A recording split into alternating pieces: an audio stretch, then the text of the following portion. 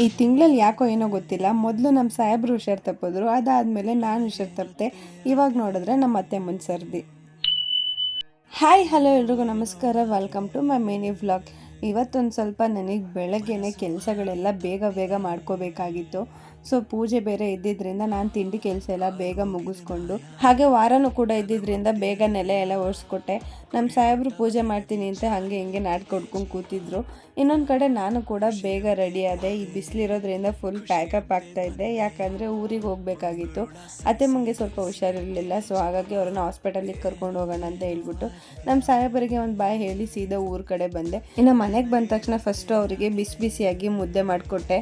ಅವರು ಊಟ ಎಲ್ಲ ಮುಗಿಸ್ಕೊಂಡು ಹಾಗೆ ಸ್ವಲ್ಪ ಮೇಕೆಗಳ ಕಡೆ ಗಮನ ಕೊಟ್ಟು ಅವರು ಕೂಡ ಬೇಗ ರೆಡಿ ಆದರು ಹಾಸ್ಪಿಟಲಿಗೆ ಹೋಗ್ಲಿಕ್ಕೆ ಅಂತ. ಅದ್ರ ಮಧ್ಯೆ ಇನ್ನೊಂದು ಟೆನ್ಷನ್ ಏನಪ್ಪ ಅಂದರೆ ಈ ರಣ ಬಿಸಿಲಲ್ಲಿ ಹೆಂಗಪ್ಪ ಗಾಡಿ ಹೊಡೆಯೋದು ಅನ್ನೋದು.